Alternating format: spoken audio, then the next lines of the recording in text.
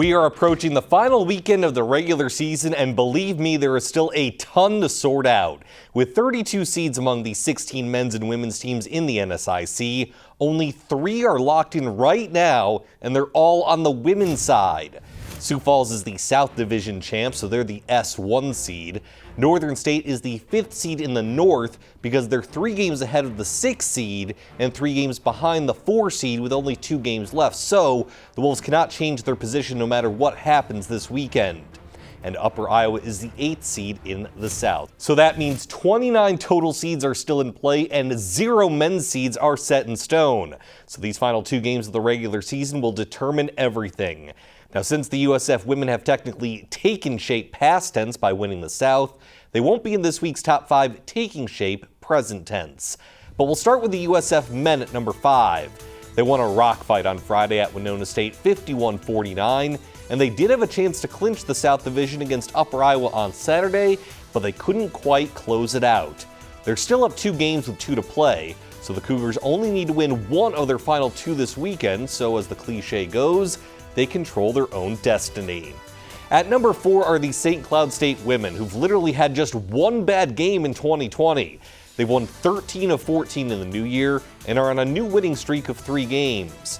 What's been most impressive about their new winning streak is the Huskies are learning how to win close with margins of 4, 6, and 5 points respectively.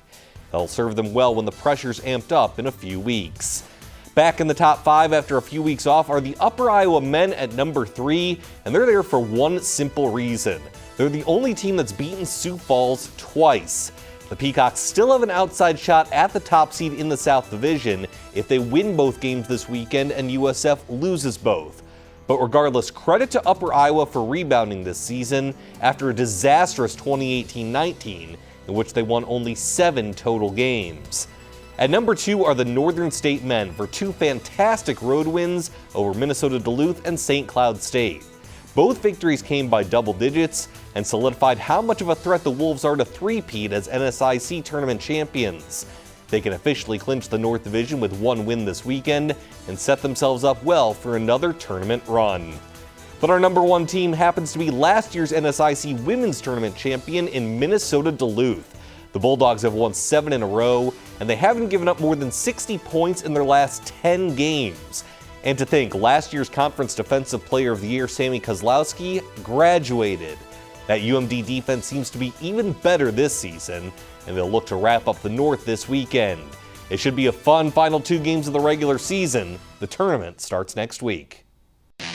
The NSIC tournaments are live on Midco Sports Network. Watch all the action and check out bonus coverage online and on our social media channels. MidcoSN is your tournament headquarters.